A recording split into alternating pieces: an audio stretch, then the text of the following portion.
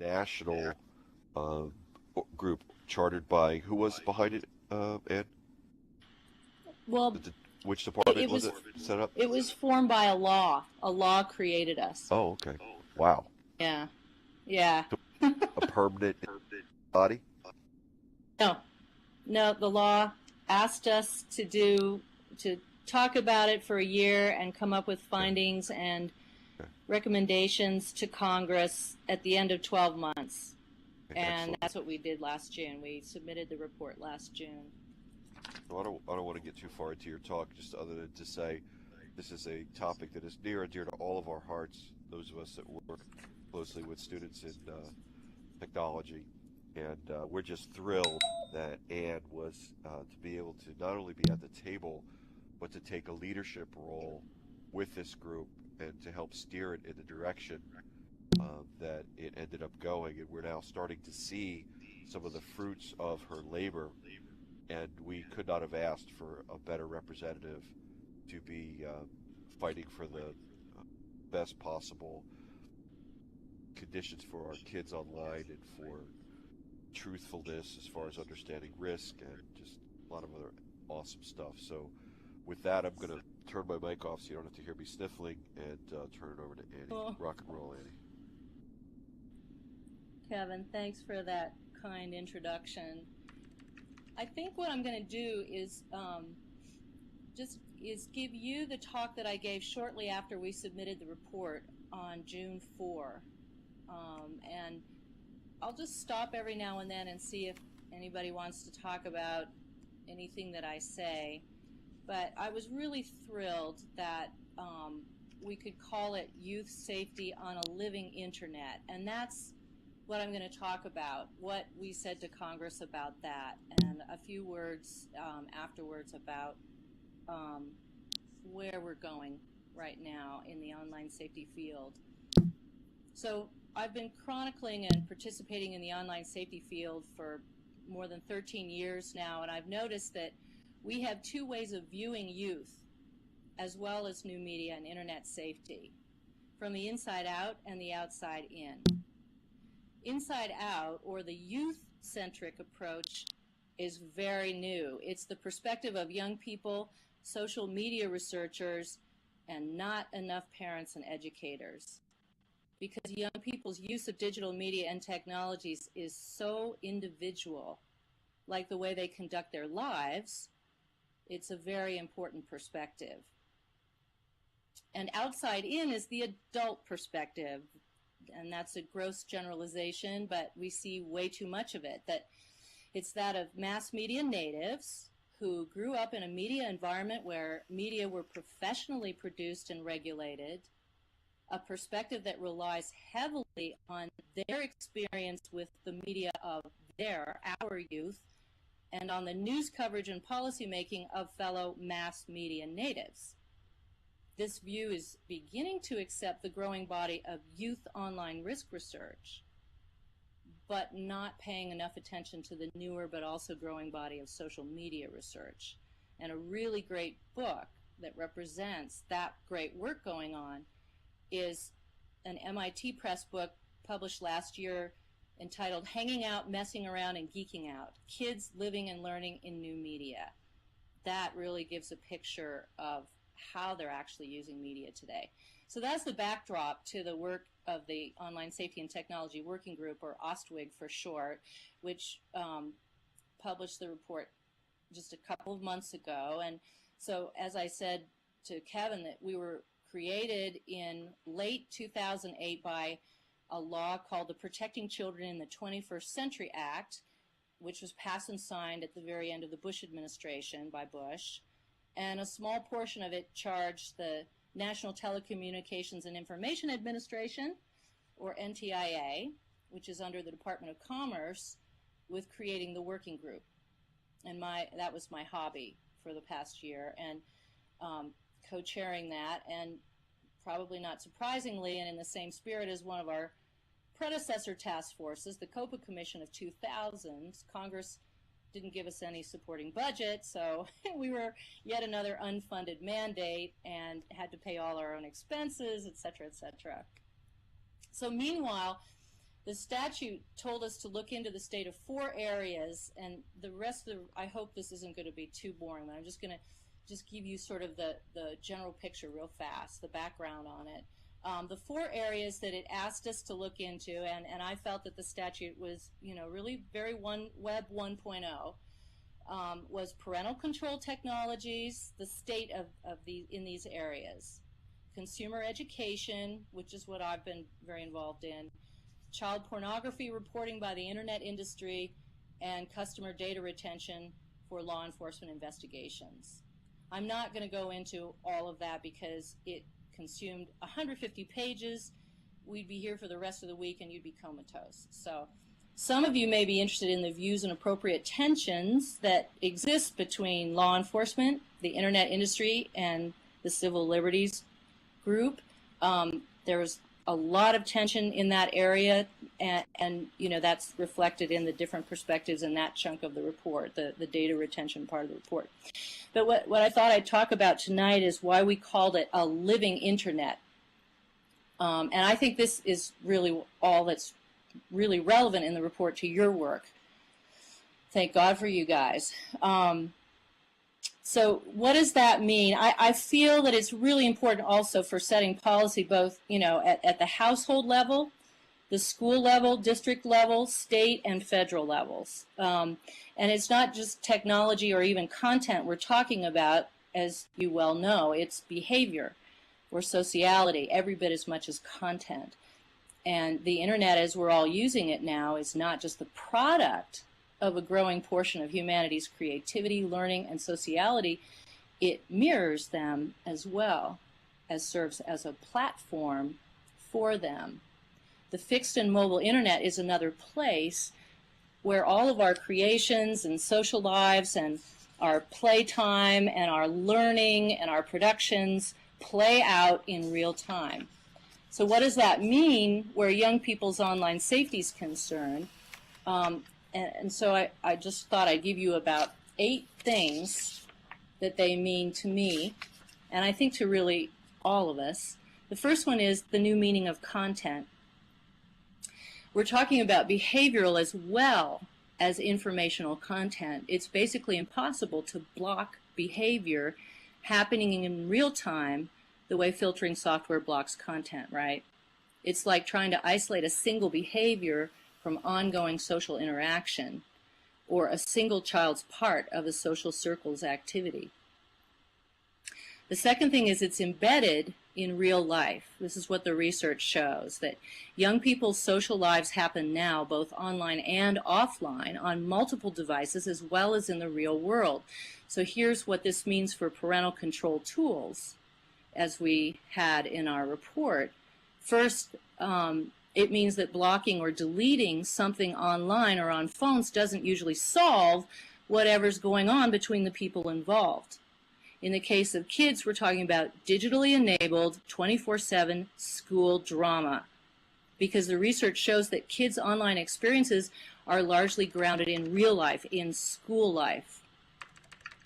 So number 2, because online risk isn't something new and separate from real life risk, online safety education loses relevance to youth if treated as something separate from their offline lives or a special course added to school curricula such as online safety class, as we have handled it an awful lot to date. The third thing is the risk spectrum matches that of real life. Because the internet mirrors virtually all of human life, it mirrors the full spectrum of offline risks, not just the few featured in popular TV shows or covered in news reports focused on the most egregious cases. Consider cyberbullying, the risk identified by the last task force I served on, the Berkman Center task force at Harvard. It's the one that affects the most kids. Cyberbullying isn't a single identifiable behavior happening on any single device or platform, and it's not a single kid. It's not somebody who's always a bully. It's a label that gets passed around a whole lot, and both the target and the bully kind of exchange roles. They can do so within seconds. And very often what we see in Facebook as cyberbullying manifests is, sort of somewhere in the middle of an altercation or a series of mean or aggressive conversations. It's not where it all started. And so if a school's investigating a problem, it's not always easy to get to the bottom of it. And the bottom of it isn't just the players in a mean Facebook group or a fake profile or something like that.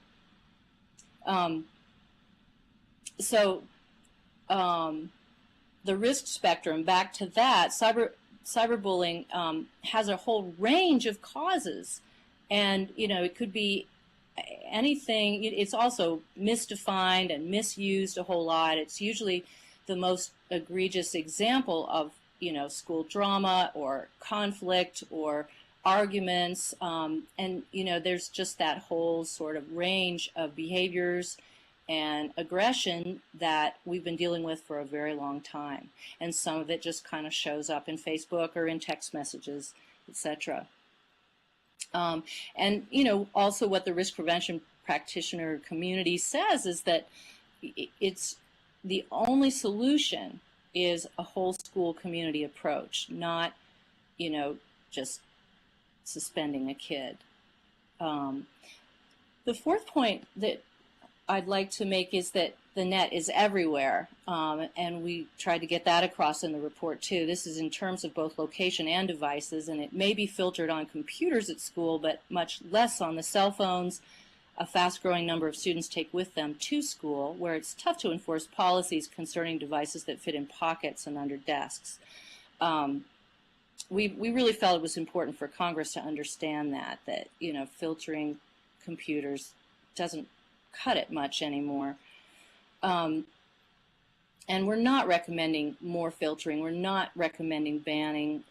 We really feel that a more intelligent approach needs to be taken, and that, as I'll say a little bit later, we really need to get social media in school so kids can practice good behavior in social media with the guidance of adults. The fifth thing is that it's constantly changing. That goes for the internet, its content, and its users, of course. These dynamic conditions mean that once and for all, one-size-fits-all solutions simply don't exist. And two, it's tough to regulate or legislate adolescent behavior. Three, we need a very large toolbox with a diverse array of tools, quote-unquote tools, for protecting kids at different developmental stages and in different situations, just like in real life. Those tools include education, a range of filtering and other technologies, sure, used appropriately. Content ratings can be useful to families and schools, and then family and school policy is very important. Law enforcement kicks in every now and then and is needed, and privacy and safety features in websites and on devices. Children need to know how to employ those. A sixth thing is a growing need for good citizenship, because media is now an environment where behavior occurs. Just as in our physical environment, we ruin it for ourselves and others with mean, degrading behavior. A 2007 study published in Archives of Pediatrics found that youth who engage in aggressive behavior online are more than twice as likely to report victimization. That was a real revelation for me. In other words, what goes around comes around, right? So if aggressive behavior more than doubles the aggressor's risk, and civil behavior reduces risk. Good citizenship, kindness, civility, empathy, ethical behavior are protective, which is why our report called for lessons in citizenship, online and offline, not just digital, pre-K through 12, as a national priority. Because in a social media environment, children produce too much, too fast to stay safe while avoiding the responsibility of protective behaviors such as civility and critical thinking, which leads to number 7, new media literacy training too. Because the internet is increasingly user-driven, users need to understand that they're stakeholders in their own well-being online.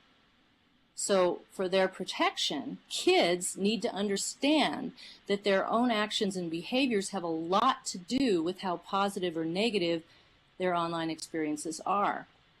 No Clue and I worked with some of her 7th graders last spring, and I learned something really important from them, that when we asked them what they thought was the greatest danger online, of course predators came up first because they're echoing their parents' thoughts and fears.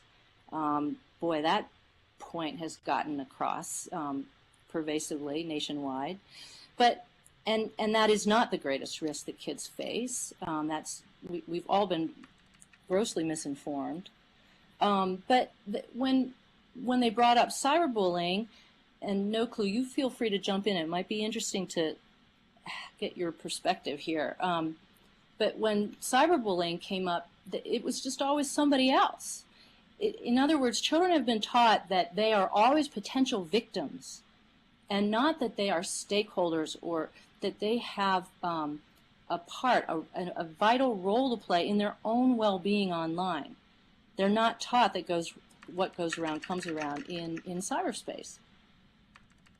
So that's what new media literacy training is about, and that's what digital citizenship is about, because they're really melting into each other, aren't they? Because media is behavioral now. Media literacy has to be sort of a multi-directional thing, at least two-way, right? It's not just what we consume and read and see and download. It's also what we post, upload, say, produce, and share online. So media literacy is behavioral now. And citizenship is in media. So they're almost becoming the same thing. But in the report, for mass media natives, for adults, we felt we had to just emphasize both very, very strongly, the need for both as a national priority throughout school. But the thing that I'd love to get across is that you guys have been teaching this all along. You teach them media literacy, you teach them citizenship, you teach them to treat each other with respect. And I think, you know, that I remember that when I was in kindergarten, getting lessons in that. Just, you know, teachable moments, and when misbehavior comes up, you know, it's dealt with. And the good teachers sort of reason through and explain why misbehavior isn't appropriate, or disrespect or dissing somebody isn't appropriate in our classroom. And the thing that's really interesting is a lot of this is being borne out in literature around the world. Last winter, Ofsted, the education watchdog of the UK government, found that schools that use less filtering and more teaching of media literacy and sort of the development of the software in their heads, the filtering software in kids' heads, spelled long-term safety for kids online, much better than a super strict filtering policy. And then the 8th point, finally, is that we called for more social media in school. As I mentioned before, since the internet is part of their lives, and they're living parts of their lives on the internet, on phones, and in video game communities and virtual worlds, young people need guidance in online as well as offline expression and behavior. And that will happen a great deal more when social media are tools of academic learning as much as blackboards, whiteboards, pencils, and calculators. And we had USC media professor Henry Jenkins come speak to our group just exactly a year ago, and he said that youth are engaged in 4 activities that are central, as, quote, to the life of young people in participatory culture. Those 4 things are circulating media, connecting with each other, creating media, and collaborating with each other, unquote. He told us that it's crucial for them to be engaging in these activities in school so that all youth have equal opportunity to participate in what is now more participatory culture than merely participatory media. And so that school can play a guiding role in their use of new media as much as that of traditional media. Dr. Jenkins said that young people are looking for guidance often. They're looking for it in their use of new media, but don't know where to turn. And so I concluded in my executive summary in the report that because schools largely block social media and technologies, and online safety education has perhaps unthinkingly taught parents to we have kids on their own there. rather than provided them with guidance in the best, safest, most enriching uses of those media. So what does all this mean? Thought change. It means we need a shift of thought, because media is behavioral now. We need to focus on our humanity more than ever. Technology is neither the problem nor the solution, really. Behavior is. And then another thing it means is modeling. A shift of thought is not hard once we recognize the need for it. What's a little harder is shifting behavior, and not just that of our children. I was just reading in a Google group that I'm in with researchers and risk prevention practitioners and academics and school officials, really great group of people that I have learned so much from. And one of the people posted that she was talking to a child about not posting naked images of herself in Facebook, and the girl said, "But my mom does." And, you know, like, what do you say to that?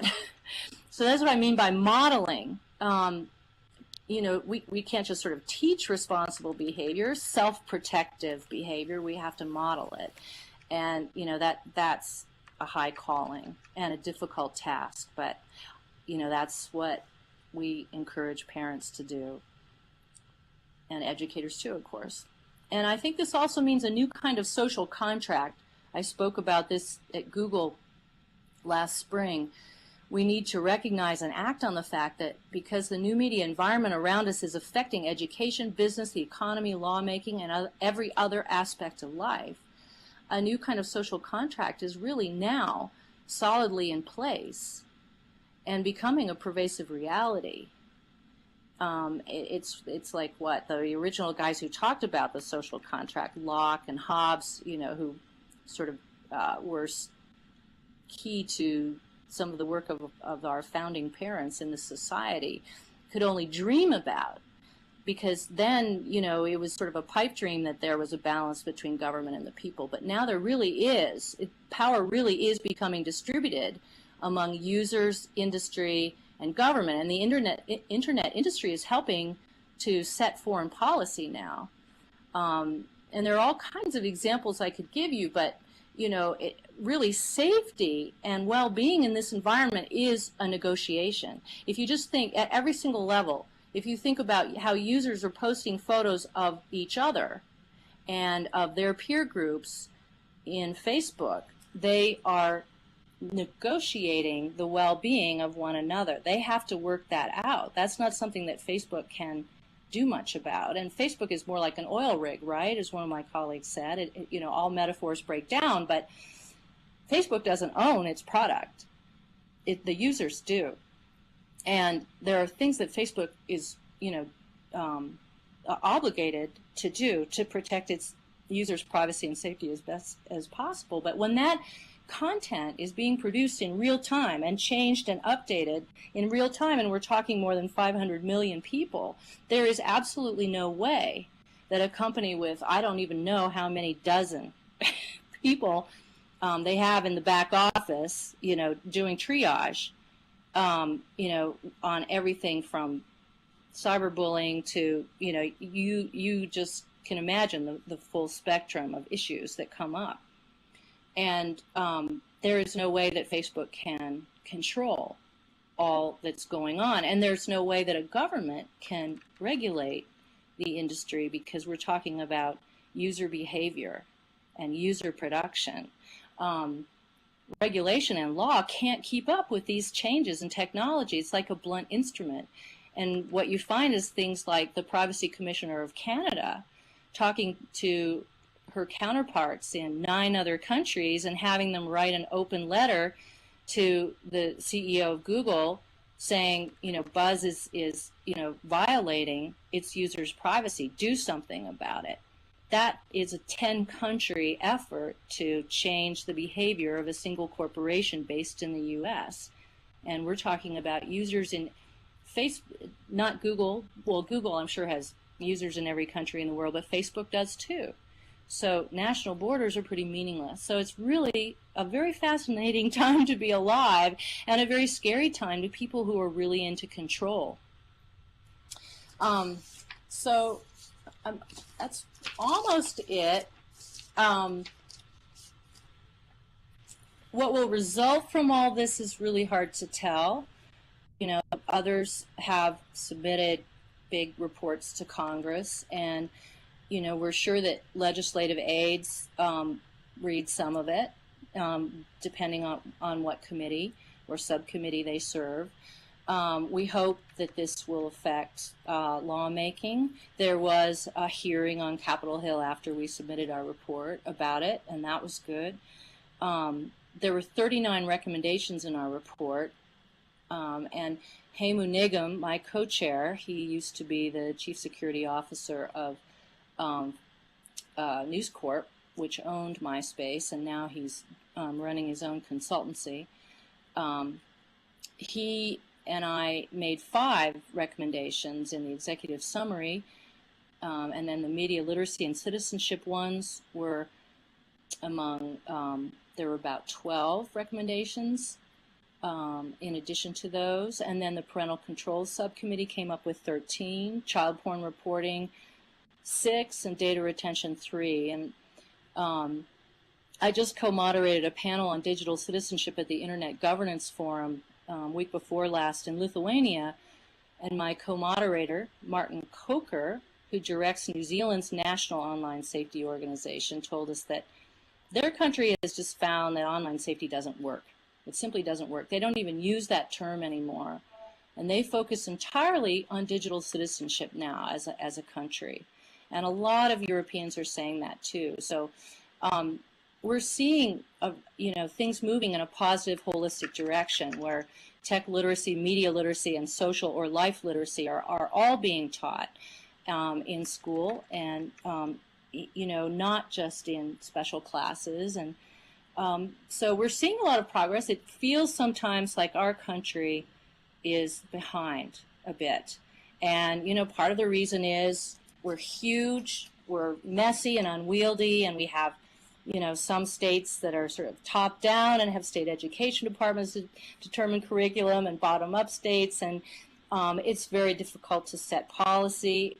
This country is just wonderful and messy, and you know, there is a fascinating public discourse that continues on this subject, but there is still a whole lot of work to do. So that's really about it. If anybody has any questions, I have not been watching the chat window, so I would love it if anybody would like to speak up and go on mic and, you know, maybe just have a discussion. Fear of liability is definitely an issue.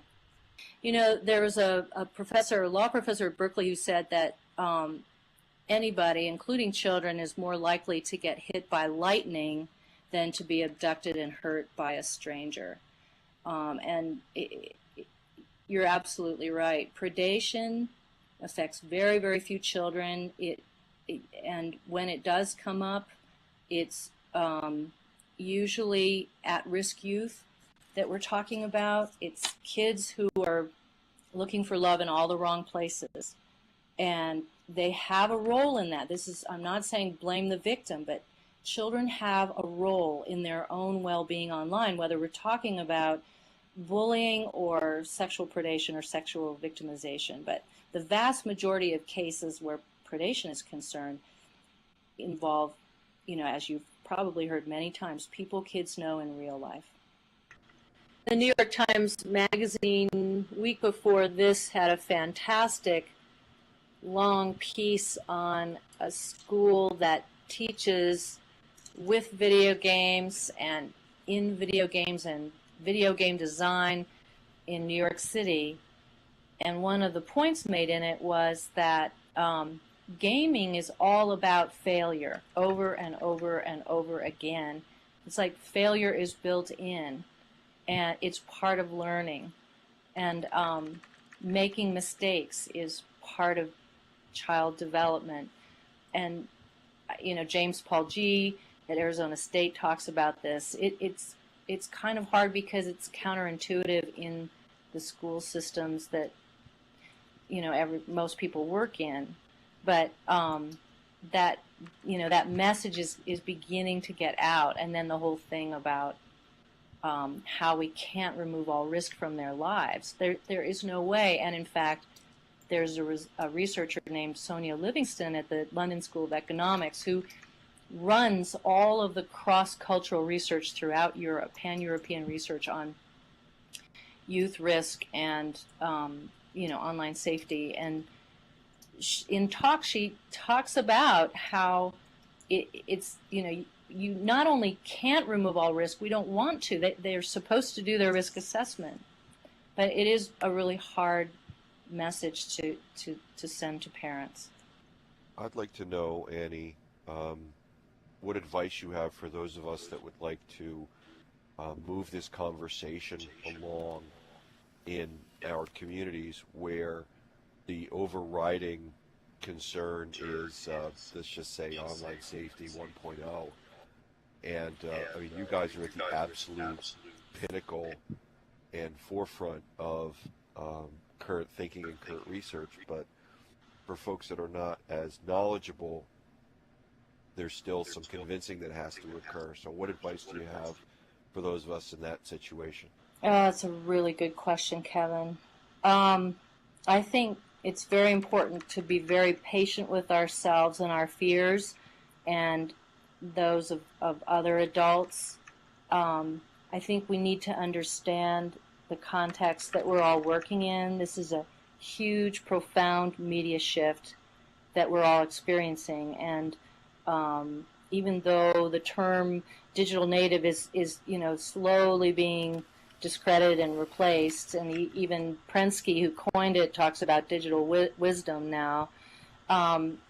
Even though we need to kind of move on from that kind of language that suggests that kids know everything and adults are clueless, they didn't grow up with the fear.